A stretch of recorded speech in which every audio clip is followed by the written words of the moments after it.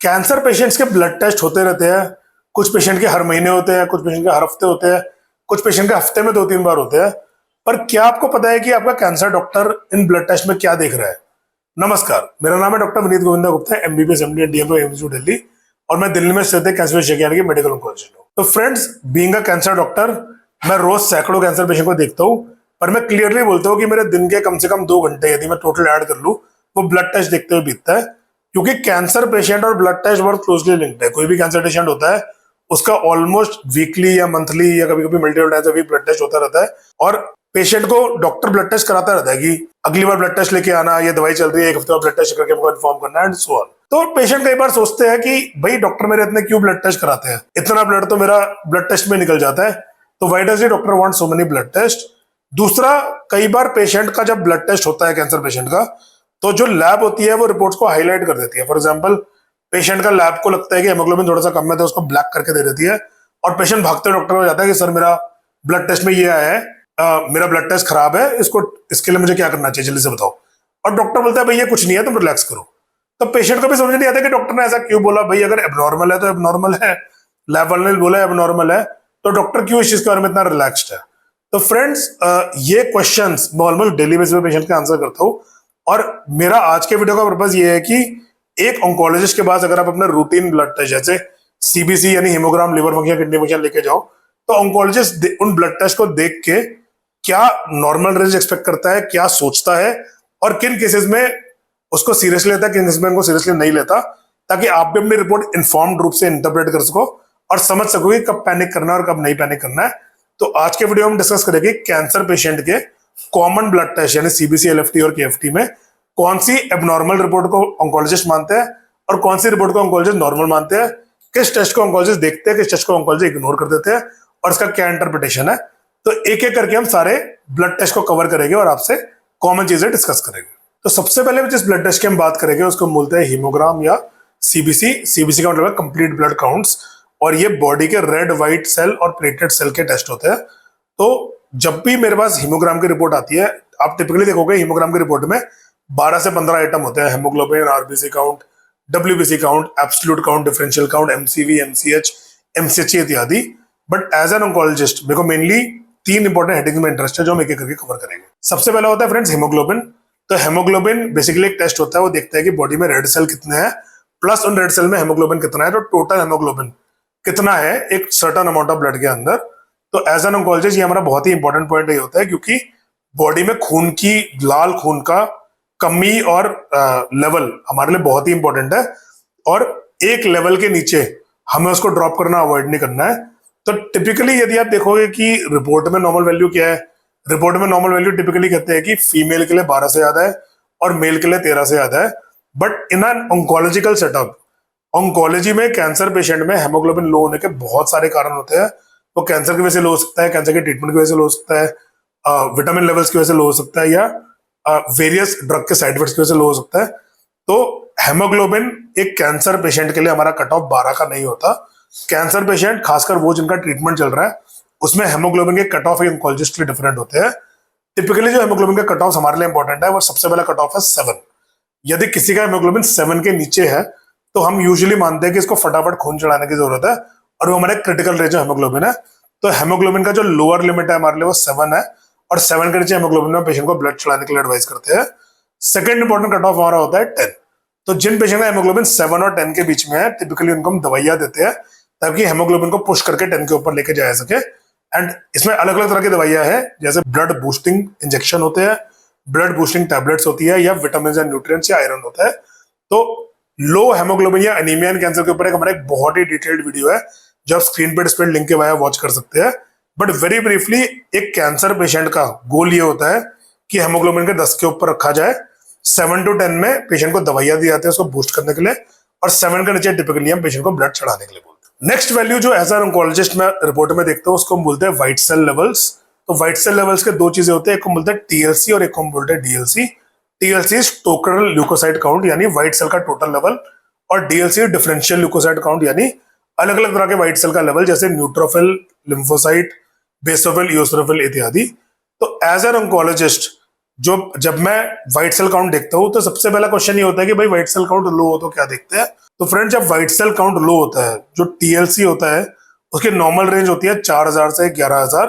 पर cancer patient में यदि मैं देखता हूँ कि टीएलसी लोअर साइड पे है तो मेरी नजर टीएलसी की बजाय उसके अलावा एक दूसरे लेवल पे जाती है जिसको हम बोलते हैं एएनसी या एब्सोल्यूट न्यूट्रोफिल काउंट। तो फ्रेंड्स टीएलसी बहुत सारे अलग अलग सेल्स का कॉम्बिनेशन होता है।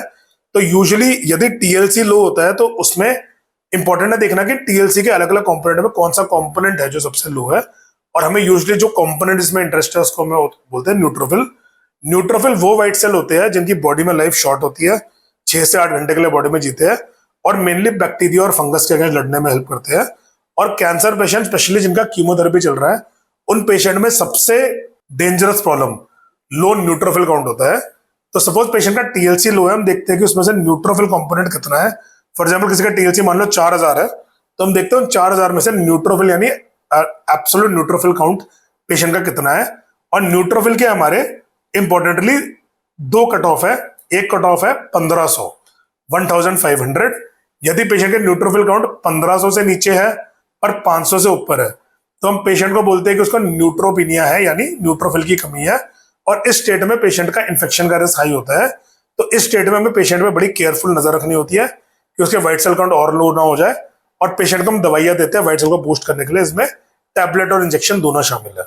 यदि पेशेंट का न्यूट्रोफिल काउंट 500 से नीचे है तो उसको हम क्रिटिकल या सिवियर न्यूट्रोपिनिया बोलते हैं। ये बहुत ही डेंजरस स्टेट है। इस स्टेट में पेशेंट की इम्यूनिटी बहुत लो होती है और उसको इन्फेक्शन का बहुत हाई रिस्क होता है। तो हम रिकमेंड करते हैं कि पेशेंट एक या तो एडमिट हो जाए या पेशेंट एक सिक्लूडेड एनवायरमेंट में रहे, बीमार लोगों से दूर रहे। और पेशेंट को हम दवाइयां देते हैं उस काउंट को बूस्ट करने के लिए। तो आइदर ऑन आईपीडी बेसिस या ओपीडी बेसिस पे 500 के नीचे एएनसी में क्लोज मॉनिटरिंग की जरूरत है। टिपिकली 3 से 4 दिन पर फिर से चेक करते हैं न्यूट्रोफिल काउंट कितना है और पेशेंट को इन्फेक्शन से बचने का बड़ा ध्यान रखते हैं और दवाइयां देते हैं ताकि न्यूट्रोफिल काउंट रिकवर होकर वापस नॉर्मल की तरफ आए। तो लो डब्ल्यूबीसी में अगर पेशेंट का टोटल ल्यूकोसाइट काउंट या टोटल डब्ल्यूबीसी काउंट लो है तो हम न्यूट्रोफिल काउंट देखते हैं और न्यूट्रोफिल काउंट में हमारा गोल है कि उसको 1500 से ऊपर रखना है ताकि पेशेंट का ट्रीटमेंट कंटिन्यू रखा जा सके। ऑन दी अदर हैंड अब ये पूछ सकते हो कि सर मान लो टीएलसी पेशेंट का हाई है तो क्या करें। तो फ्रेंड्स देखो नॉर्मल टीएलसी होता है 11000 से ज्यादा। और कैंसर ट्रीटमेंट में पेशेंट को मान लो हम कोई दवाई देते हैं या कोई सपोर्टिव केयर का इंजेक्शन देते हैं तो बहुत ही कॉमन प्रॉब्लम है कि पेशेंट का टीएलसी हाई होता है और रूटीनली हाई टीएलसी में डॉक्टर को डर नहीं लगता। यदि पेशेंट का टीएलसी हाई है तो सबसे पहली चीज जो हम चेक करते हैं वो ये चेक करते हैं कि क्या हमने पेशेंट को कोई इंजेक्शन दिया है जो व्हाइट सेल के लेवल को बूस्ट करता है। तो फ्रेंड्स इंजेक्शन होते हैं इनको ग्रोथ फैक्टर बोलते हैं जिसमें जीसीएसएफ, फिल्ग्रास्टम और पेग जीसीएसएफ या पेग फिल्ग्रास्टम शामिल होते हैं। और कॉमनली जो पेशेंट कीमोथेरेपी लेते हैं इनको इंजेक्शन हम कॉमनली देते हैं। तो जिस पेशेंट को इंजेक्शन दिए जा रहे हैं उसका टीएलसी कितना भी आई हो हमें पता है वो इंजेक्शन की वजह से है और यूजुअली हम इसके बारे में वरी नहीं करते। तो कई बार पेशेंट मेरे पास आते हैं कि सर मेरा 25000 का टीएलसी है, कैसे हो गया, मेरे को इन्फेक्शन हो रहा है। तो हम पेशेंट को रीअश्योर करते हैं कि भाई तुमने 5 दिन पहले इंजेक्शन लगाया तो है, ये उसका साइड इफेक्ट है और ये सेटल हो जाएगा, इसमें कोई वरी करने वाली बात नहीं है। तो पहले हम चेक करते हैं कि पेशेंट ग्रोथ फैक्टर पे तो नहीं है।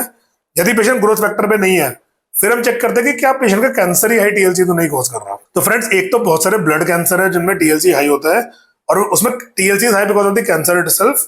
दूसरा क्या है कि कुछ कैंसर बॉडी में हार्मोन या एंजाइम छोड़ते हैं जो टीएलसी को पिकअप कर लेते हैं।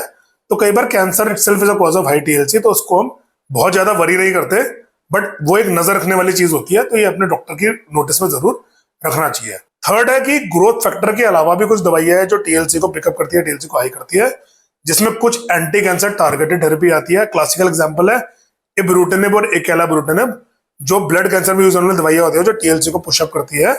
या स्टेरॉइड्स। स्टेरॉइड्स की क्लासिकल चीज होती है कि जब पेशेंट को हम स्टेरॉइड देते हैं तो white cell count bone marrow में से या लिम्फ नोड में से निकल के सर्कुलेशन में आ जाते हैं जिससे आदमी का टीएलसी हाई लगता है। तो थर्ड इंपॉर्टेंट चीज जो डॉक्टर देखता है कि कहीं हम ऐसे कोई दवाई तो नहीं जैसे टीएलसी आई है और दवाई दी है तो हम पेशेंट को भी रीअश्योर करते हैं और हम भी रिलैक्स कर लेते हैं। और यदि ये सारी चीजें रूल्ड आउट है तो फिर हमें देखना चाहिए कि किसी इन्फेक्शन की वजह से टीएलसी हाई नहीं है, कहीं ब्लड में इन्फेक्शन है, यूरिन में इन्फेक्शन है, लंग में इन्फेक्शन, कोई ऐसी इन्फेक्शन तो नहीं है। And that is the next thing we check for patient with high TLC. Next friends बात करते हैं प्लेटलेट के बारे में। तो फ्रेंड्स प्लेटलेट की नॉर्मल रेंज एक नॉर्मल आदमी के लिए 1.5 लाख से 4.5 लाख होती है। और कैंसर पेशेंट में जब प्लेटलेट ट्रीटमेंट के दौरान फ्लक्चुएट करते हैं तो पेशेंट अगेन डर के डॉक्टर के पास आते हैं और कहते हैं कि सर मेरा प्लेटलेट लो है, मेरे प्लेटलेट हाई है, मेरे प्लेटलेट फ्लक्चुएट कर रहे हैं, मेरे ज्यादा, मेरे को ब्लीडिंग तो नहीं हो जाएगी।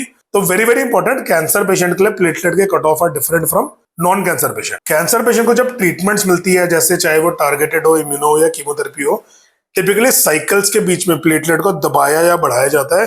ये ड्रग्स के कॉमन साइड इफेक्ट होते हैं, इसलिए कभी कभी प्लेटलेट लो हो जाता है, कभी कभी प्लेटलेट हाई हो जाता है, और यूजुअली इन फ्लक्चुएशन से पेशेंट को डरना नहीं चाहिए। यदि हम प्लेटलेट हाई की बात करें तो यूजुअली यदि पेशेंट का प्लेटलेट लेवल 10 लाख के नीचे है तो हम डरते नहीं है और पेशेंट को भी बोलते हैं कि चिंता ना करे, क्योंकि चाहे प्लेटलेट थोड़ा हाई हो, यूजुअली इससे कोई हेल्थ रिस्क पेशेंट को नहीं होता और पेशेंट को डरने की भी जरूरत नहीं है। हाँ, यदि प्लेटलेट परसिस्टेंटली 10 लाख के ज्यादा है तो उससे ब्लड क्लॉट्स की रिस्क हो सकती है, इसलिए 10 लाख के ऊपर यदि प्लेटलेट होते हैं हम कुछ दवाइयां देते हैं ताकि प्लेटलेट का लेवल कम हो या प्लेटलेट से ब्लड क्लॉट का रिस्क कम हो। सेकंड होता है लो प्लेटलेट। तो हालांकि देखो, लैब की रिपोर्ट कहती है कि 1.5 लाख से नीचे प्लेटलेट लो है। एक कैंसर पेशेंट, खासकर इसका ट्रीटमेंट चल रहा है, उनमें टिपिकली हम 75,000 का कट ऑफ रखते हैं, और 75,000 के ऊपर यदि पेशेंट के प्लेटलेट है तो हम उसमें डरते नहीं है। इनफैक्ट 75,000 के ऊपर प्लेटलेट पे पेशेंट को आराम से बिना वरी हम कीमोथेरेपी भी दे सकते हैं। तो टिपिकली 75,000 से ऊपर platelet treatment point of view से हमारे लिए एडिक्वेट है, और उस पर पेशेंट को डरने की जरूरत नहीं है, उसे ब्लीडिंग का रिस्क नहीं बढ़ता है। ठीक है, इनफैक्ट यदि पेशेंट का प्लेटलेट 75,000 के नीचे है तब भी यूजुअली 20,000 तक आने तक पेशेंट का ब्लीडिंग रिस्क नहीं बढ़ता है। और 20,000 से ऊपर प्लेटलेट वाले पेशेंट्स को हम ना तो प्लेटलेट चढ़ाते हैं, ना पेशेंट से हम डरते हैं कि तुम्हारी ब्लीडिंग हो जाएगी। पेशेंट को बस ये बोलते हैं कि अपनी नजर रखो, यदि कोई ब्लीडिंग एपिसोड हो तो हॉस्पिटल आ जाना, हम देख के उसमें प्लेटलेट चढ़ा देंगे। बट टिपिकली 20,000 के ऊपर हम प्लेटलेट नहीं चढ़ाते। तो टू सिंप्लीफाई, 75,000 के ऊपर कैंसर पेशेंट के लिए प्लेटलेट इज ओके, हमें वर्नी करने की जरूरत नहीं है। 75 से 20,000 के बीच में हमें दवाई दे सकते हैं प्लेटलेट बढ़ाने के लिए और प्लेटलेट नजर रख सकते हैं, बट यूजुअली प्लेटलेट नहीं चढ़ाते। और 20,000 से नीचे हम पेशेंट का टिपिकली प्लेटलेट ट्रांसफ्यूजन करते हैं ताकि इसको ब्लीडिंग या कोई और खतरा ना हो। फ्रेंड्स, नेक्स्ट बात करते हैं कि इंपॉर्टेंट टेस्ट का, जो हेमोग्लोबिन या हीमोग्राम की टेस्ट का हिस्सा होता है, जिसको हम बोलते हैं ESR या एरिथ्रोसाइट सेडिमेंटेशन रेट। और कॉमनली हेमोग्राम में ये ESR की रिपोर्ट आती है। पेशेंट देखते हैं, सर मेरे ESR 70, 80, 90 है, मेरे को इन्फेक्शन तो नहीं हो गया, मेरे को कैंसर तो नहीं हो गया। तो very very important to remember, cancer से भी ESR बढ़ता है और कैंसर के ट्रीटमेंट से भी ESR बढ़ता है। तो नॉर्मली ESR एक कैंसर पेशेंट में एक अनरिलायबल टेस्ट है। यदि कैंसर पेशेंट का ESR हाई है तो हमें चिंता नहीं करना चाहिए, चाहे वो ESR हाई हो या नॉर्मल हो, it should not lead to worry. और टिपिकली हम ESR टेस्ट ऑर्डर नहीं करते। हम ऑर्डर नहीं करते यदि हीमोग्राम के पार्ट में ESR की रिपोर्ट लेके पेशेंट हमारे पास आता है तो हम पेशेंट को यही बोलते हैं, इसको इग्नोर करो, इसको फॉलो करने की कोई जरूरत नहीं है। नेक्स्ट बात करते हैं फ्रेंड्स, लिवर और किडनी फंक्शन यानी LFT और KFT के बारे में, जो कॉमन टेस्ट होते हैं हम कैंसर पेशेंट के बारे में करते हैं। इसमें भी हम मोस्ट इंपॉर्टेंट टेस्ट की बात करेंगे, जो ऑन्कोलॉजिस्ट रिपोर्ट में देखते हैं, उसके हाथ में आती है, किडनी फंक्शन में और लिवर फंक्शन में। तो एक एक करके दोनों को हम डिस्कस करेंगे। सबसे पहले किडनी फंक्शन में हालांकि बहुत सारी रिपोर्ट्स आती है, इलेक्ट्रोलाइट का लेवल आता है, यूरिक एसिड आता है, सोडियम, पोटेशियम, कैल्शियम, फास्फोरस, उनकी डिटेल में नहीं जाके किडनी फंक्शन में डॉक्टर से सबसे इंपॉर्टेंट दो टेस्ट देखते हैं, उनको बोलते हैं यूरिया और क्रिएटिनिन। तो फ्रेंड्स, यूरिया, जिसमें एक और टेस्ट होता है, इसको ब्लड यूरिया नाइट्रोजन बोलते हैं, जो यूरिया से लिंक टेस्ट होता है, और क्रिएटिनिन किडनी फंक्शन के टेस्ट होते हैं।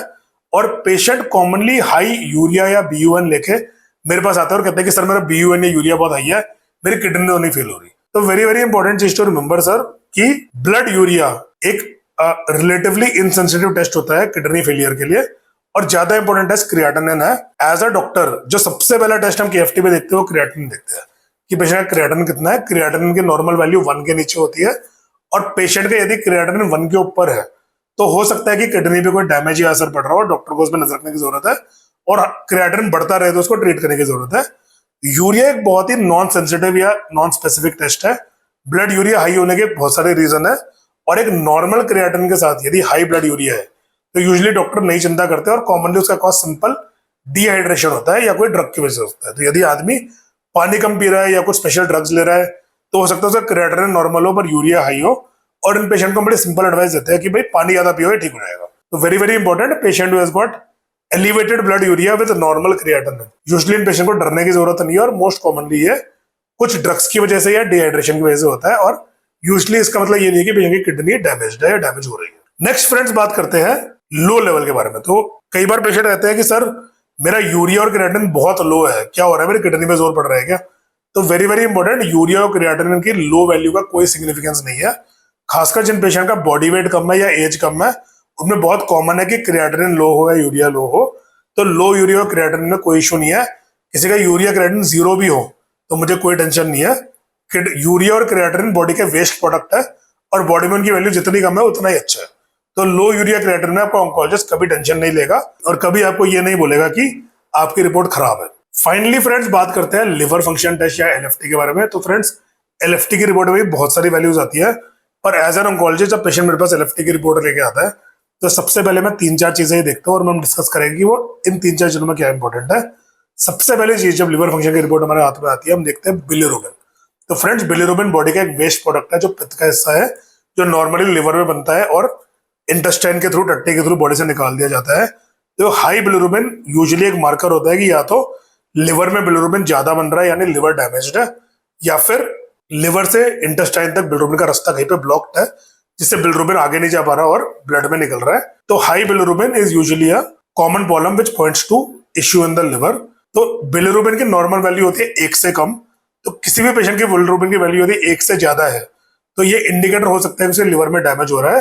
तो जब हम लिवर में बिलिरुबिन की वैल्यू देखते हैं, मुझे लगता है टोटल बिलिरुबिन 1 से नीचे है, तो हम रीअश्योर हो जाते हैं और आगे की वैल्यू नहीं देखते। पर यदि किसी का बिलिरुबिन 1 से ज्यादा है तो हम देखते हैं कि उसका डायरेक्ट और इनडायरेक्ट कंपोनेंट कितना है।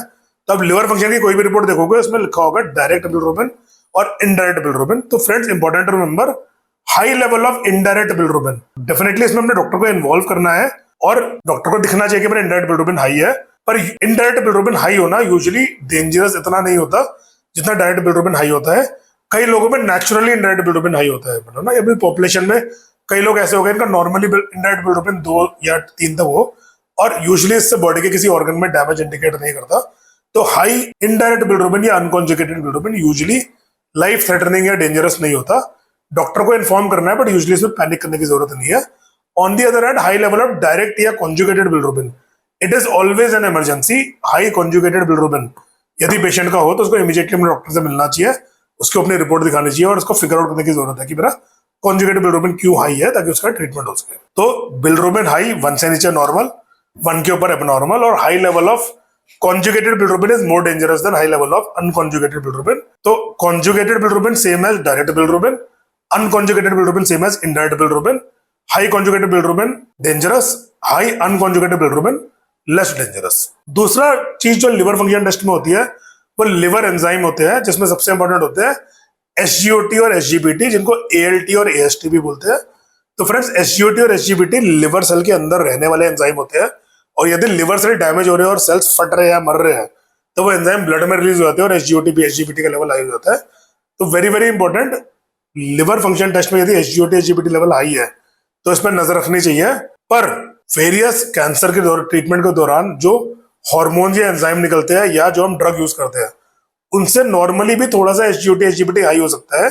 तो mild elevation of SGOT SGPT पे पेशेंट को पैनिक नहीं करना चाहिए। इन जनरल हमारा एक रूल ऑफ थंब है, SGOT SGPT की जो नॉर्मल रेंज है उसका 3 टाइम्स से ज्यादा एलिवेशन को हम नॉर्मल मानते हैं for a cancer patient on treatment. तो फॉर एग्जांपल यदि SGOT की आपकी लैब की नॉर्मल रेंज है 15 से 40, तो जब तक पेशेंट की SGOT की वैल्यू 120 से ऊपर नहीं होगी यूजुअली हम पैनिक नहीं करेंगे और हम बोलेंगे कि ओके पेशेंट का कैंसर का इलाज चल रहा है, प्रॉब्ली उससे रिलेटेड माइल्ड एलिवेशन है।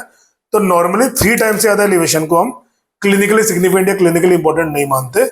3 to 5 टाइम्स के एलिवेशन को बॉर्डरलाइन जोन में मानते हैं, इसमें डॉक्टर को इसमें नजर रखने की जरूरत है और डिस्कस करना बहुत इंपॉर्टेंट है डॉक्टर से। और more than 5 times is a serious elevation of SGOT SGPT, और यदि नॉर्मल लिमिट के 5 गुना से ज्यादा SGOT SGPT रेस्ट है तो doctor needs to discuss treated aggressively, और अगर डॉक्टर से ये चीज नहीं कंट्रोल हो रही तो उन्हें गैस्ट्रोएंटरोलॉजिस्ट की हेल्प भी लेनी चाहिए और इसका ट्रीटमेंट मैनेज करना चाहिए। तो very very important, SGOT SGPT की 3 टाइम से नीचे रेंज नॉर्मल, 3 से 5 रेंज बॉर्डरलाइन और 5 से ज्यादा रेंज सीरियसली अब नॉर्मल, इसमें इसको अग्रेसिवली ट्रीट करने की जरूरत है। और फाइनली फ्रेंड्स एक इंपॉर्टेंट टेस्ट की और की बात करेंगे, इसको हम बोलते हैं एल्कलाइन फॉस्फेटेज। तो फ्रेंड्स किसी भी लिवर फंक्शन टेस्ट की रिपोर्ट में एल्कलाइन फॉस्फेटेज इंक्लूड होता है, और cancer patient who are on treatment उसमें एल्कलाइन फॉस्फेटेज हाई होना बहुत ही कॉमन है। तो friends very very important, alkaline phosphatase एक नॉन स्पेसिफिक एंजाइम है जो कई ट्रीटमेंट्स के हिस्से से बढ़ जाता है, कई बार बिना किसी रीजन से भी हाई रहता है, कई बार बोन डिजीज से हाई रहता है, कई बार लिवर पे जोर पड़ने से हाई रहता है। तो वेरी इंपॉर्टेंट, एक आइसोलेटेड रीडिंग को इंटरप्रेट करना मुश्किल है और उसके बेसिस पे पेशेंट को डॉक्टर को पैनिक नहीं करना चाहिए। सीरियल रीडिंग्स की बेस का ट्रेंड क्या है, बढ़ता जा रहा है, कम हो रहा है, फ्लैट है, और पेशेंट की बीमारी के कंटेक्स्ट में लेके इस रिपोर्ट को इंटरप्रेट करना बहुत इंपॉर्टेंट है। इसलिए पेशेंट को अपनी एल्कलाइन फॉस्फेटेज की रिपोर्ट को डॉक्टर की नजर में डालना चाहिए, पर इसको यूजुअली देख के पैनिक नहीं करना चाहिए, क्योंकि बहुत ही नॉन स्पेसिफिक टेस्ट है जो बहुत चीजों में एलिवेटेड हो सकता है। और as a rule liver function test में सबसे लास्ट में अल्कलाइन फॉस्फेटेस देखते हैं, और उसको एलिवेटेड होता है, पर उस पर ऊपर से हम थोड़ा सा नजर रखते हैं। Usually it does not lead to any kind of panic. तो फ्रेंड्स, सीबीसी, एलएफटी और केएफटी की कैंसर पेशेंट के कट ऑफ और इंटरप्रिटेशन आई होप आपको इस डिस्कशन से समझ में आई हो। और भी कैंसर पेशेंट में बहुत सारे ब्लड टेस्ट होते हैं जो हम करते हैं, और सबका अपना अपना इंपॉर्टेंस होता है। इनफैक्ट मेरे हिसाब से एटलीस्ट 1000 टेस्ट है जो कैंसर पेशेंट में किए जा सकते हैं और इंटरप्रेट किए जा सकते हैं, बट प्रैक्टिकली ये सबसे कॉमन और सबसे इंपॉर्टेंट टेस्ट है। Very very important to remember, इस वीडियो का पर्पस ये नहीं है कि आप टेस्ट अपने लेवल पे इंटरप्रेट करो और बाद में डॉक्टर की नजर से कोई टेस्ट मिस हो जाए और फिर आप बोलो कि सर मैंने तो यूट्यूब पे देखा था। Ultimately your doctor has to see your blood test, और वो मेन पर्सन है जिसको आपका टेस्ट इंटरप्रेट करना है।